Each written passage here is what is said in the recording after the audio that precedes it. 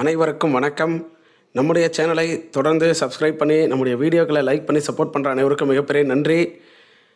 இன்றைக்கி நம்ம என்ன பார்க்க போகிறோன்னா, எஸ்ஜிடிக்கான அடிஷ்னல் ப்ரொவிஷனல் செலெக்ஷன் லிஸ்ட் நேற்று ஜூன் 6, 2025 வெளியிட்டிருக்காங்க.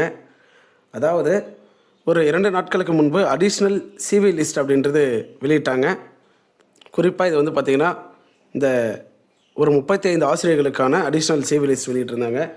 அதன் அடிப்படையில் அவர்களுக்கு நேற்று சான்றிதழ் சரிபார்ப்பு டிஆர்பி வளாகத்தில் நடந்து நேற்று மாலையே இந்த 7 பேருக்கான அடிஷ்னல் ப்ரொவிஷனல் லிஸ்ட் வெளியிட்டிருக்காங்க டிஆர்பி இணையதளத்தில்.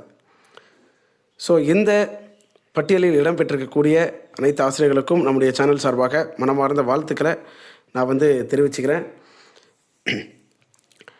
இதோடு சேர்த்து நான் சில விஷயங்களை பகிர்ந்துக்கணும்னு நினைக்கிறேன்.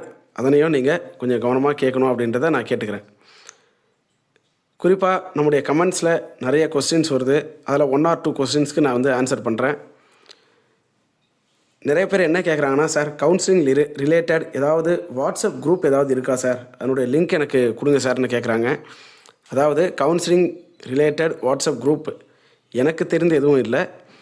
நீங்கள் உங்களுடைய நண்பர்கள் வட்டாரத்தில், அதாவது உங்களை போலவே தேர்வுக்கு எழுதி இந்த சான்றிதழ் சரிபார்ப்பு முடிஞ்சு ப்ரொவிஷனல் செலெக்ஷன் லிஸ்ட்டில் இருக்க ஆசிரியர்களிடம் நீங்கள் கேட்டிங்கன்னா ஏதாவது ஒரு வாட்ஸ்அப் குரூப்பு கண்டிப்பாக க்ரியேட் பண்ணி வச்சுருப்பாங்க. அதில் நீங்கள் ஜாயின் பண்ணிக்கங்க. ஏன்னா ஏறத்தாழ ஒரு ஆண்டு முடிய போகுது நமக்கு இந்த எக்ஸாம் முடிஞ்சு. அப்போ கண்டிப்பாக வாட்ஸ்அப் குரூப் அப்படின்றது க்ரியேட் பண்ணியிருப்பாங்க.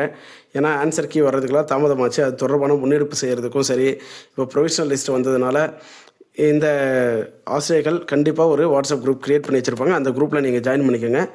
அப்படி எதுவும் வாட்ஸ்அப் குரூப் எனக்கு தெரியலைங்க சார் அப்படின்னா, நீங்களே முன்னெடுத்து ஒரு வாட்ஸ்அப் குரூப்பை க்ரியேட் பண்ணுங்கள். சரிங்களா? யாரோ ஒருத்தர் க்ரியேட் பண்ணுவாங்க அப்படின்ற பட்சத்தில் நம்ம எதிர்பார்க்க வேண்டியதில்லை.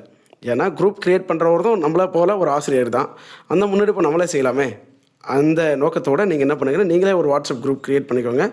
ஸோ இந்த ப்ரொவிஷனல் செலெக்ஷன் லிஸ்ட்டில் இருக்கவங்கள அந்த கால் லெட்டர் ப்ளஸ் ப்ரொவிஷனல் அந்த லிஸ்ட்லாம் நீங்கள் வெரிஃபை பண்ணி ஜாயின் பண்ணி வச்சுக்கிட்டிங்கன்னா, உங்களுக்கு கவுன்சிலிங் அப்பவும் சரி, அதனை தொடர்ந்து எல்லா விஷயத்துக்கும் இந்த குரூப் அப்படின்றது உதவியாக இருக்கும். ரெண்டாவது எல்லாருமே கேட்கக்கூடியது என்னென்னா, சார் அடுத்து ஒரு ப்ரொவிஷனல் லிஸ்ட் ஏதாவது வருமா, சிவி லிஸ்ட் ஏதாவது வருமா, வேக்கன்சி இன்க்ரீஸ் ஆகுமா அப்படின்ற மாதிரி கேட்குறாங்க. அதற்கான வாய்ப்புகள் எந்த அளவுக்கு இருக்குது அப்படின்றது இப்போதைக்கு என்னால் சொல்ல முடியலை. ஏன்னா டிஆர்பி அடிக்கடி அடிஷ்னல் சிவி லிஸ்ட் வெளியிட்டுருக்காங்க. இது வரைக்கும் ஒரு 2 அடிஷ்னல் சிவி லிஸ்ட் விட்டுட்டாங்க. ஸோ இனி எந்த அடிப்படையில் அவங்க விடுவாங்கன்னு எனக்கு தெரியலை. அதை பற்றி எனக்கு தெரிகிற பட்சத்தில் நான் நிச்சயமாக உங்களுக்கு ஷேர் பண்ணுறேன். அதே போல் எப்போ சார் கவுன்சிலிங் இருக்கும், எப்போ அப்பாயின்மெண்ட் இருக்கும் அப்படின்னா, அதை பற்றி நிச்சயமாக உங்களுக்கு நீங்கள் எந்த டிபார்ட்மெண்ட்டுக்கு செலக்ட் ஆகிருக்கீங்களோ அந்த டிபார்ட்மெண்ட்லேருந்து உங்களுக்கு நோட்டிஃபிகேஷன் அப்படின்றது கொடுப்பாங்க. கம்யூனிகேஷன் உங்களுக்கு கண்டிப்பாக வரும். நான் ஏற்கனவே சொன்ன மாதிரி தான் உங்களுடைய email ID and phone number, exam apply பண்ணும்போது என்ன இமெயில் ஐடி கொடுத்தீங்களோ, என்ன ஃபோன் நம்பர் கொடுத்தீங்களோ அதை கண்டிப்பாக ஆக்டிவாக வச்சுக்கோங்க. அந்த முகவரிக்கு தான் உங்களுக்கு கண்டிப்பாக தொடர்பு கொண்டு பேசுவாங்க. உங்களுக்கு லெட்ரு வருதோ இல்லையோ, கண்டிப்பாக உங்களுக்கு இமெயில், ஃபோன் கண்டிப்பாக வரும். வாட்ஸ்அப் குரூப் க்ரியேட் பண்ணுறதுக்கும் வாய்ப்பு இருக்குது. அதனால் நீங்கள் என்ன பண்ணுங்கன்னா, உங்களுடைய வாட்ஸ்அப் குரூப்பில் உங்களை ஆட் பண்ண முடியாத மாதிரி ஏதாவது செக்யூரிட்டி, ஏதாவது ப்ரைவசி செட்டிங்ஸில் ஏதாவது சேஞ்ச் பண்ணி வச்சுருந்தீங்கனாலும் அதை மாற்றிடுங்க. இப்போதைக்கு கொஞ்சம் நாளைக்கு உங்களை வாட்ஸ்அப் குரூப்பில் ஆட் பண்ணுற மாதிரியான மற்ற பர்சன்ஸ் கூட ஆட் பண்ணுற மாதிரியான செட்டிங்ஸை நீங்கள் வச்சுங்க.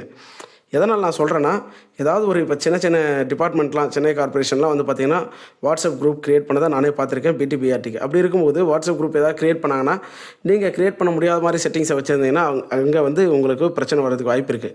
ஏன்னா அவங்க உங்களை ஃபோன் பண்ணி கேட்டுலாம் இருக்க மாட்டாங்க. இப்போ ஆட் பண்ண முடிஞ்சால் பண்ணுவாங்க, இல்லை விட்டுரு கூட வாய்ப்பு இருக்குது இல்லைங்களா? அதனால் நம்ம அதுக்கு இடம் கொடுக்கக்கூடாது. அதனால் உங்களை வாட்ஸ்அப் குரூப்லலாம் ஆட் பண்ணுற மாதிரி வச்சுக்கோங்க.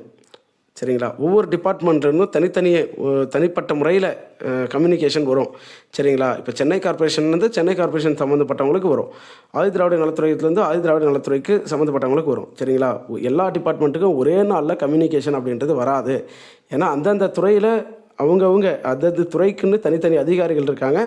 அவங்க முடிவு பண்ணி இந்த கவுன்சிலிங் எப்போ நடத்தலாம் அப்படின்றதெல்லாம் முடிவு பண்ணி அவங்க சொல்லுவாங்க. சரிங்களா? ட்ரான்ஸ்ஃபர் கவுன்சிலிங் நடத்திட்டு உங்களுக்கு கவுன்சிலிங் வைக்கிறதா, அல்லது உங்களுக்கு அப்பாயின்மெண்ட் கொடுத்துட்டு அதுக்கப்புறம் ட்ரான்ஸ்ஃபர் கவுன்சிலிங் வைக்கிறதா, இல்லாமல் இது எல்லாமே அந்தந்த டிபார்ட்மெண்ட்டில் முடிவு பண்ணுவாங்க. அதனால் எல்லா துறைக்கும் ஒரே நாளில் வரணும்னு அவசியம் இல்லை. பட்டு ஏதாவது ஒரு துறைக்கு முன்னெடுப்பு நடந்தால் கூட உங்களுக்கு கண்டிப்பாக தெரிய வந்துடும். அதுக்காக தான் சொல்கிறது, நீங்கள் வாட்ஸ்அப் குரூப்பில் ஜாயின் பண்ணிக்கோங்க உங்களை போலவே இருக்க ஆசிரியர்களோட. சரிங்களா? இது வந்து ஒரு முக்கியமான விஷயத்த நான் சொல்லணும்னு நினச்சேன். ஸோ இன்னும் ஏதாவது தகவல் எனக்கு கிடைக்கிற பட்சத்தில் நான் வந்து உங்கள் கூட ஷேர் பண்ணுறதுக்கு தயாராக இருக்கேன். மற்றொரு பயனுள்ள வீடியோவில் நாம் சந்திப்போம். நன்றி.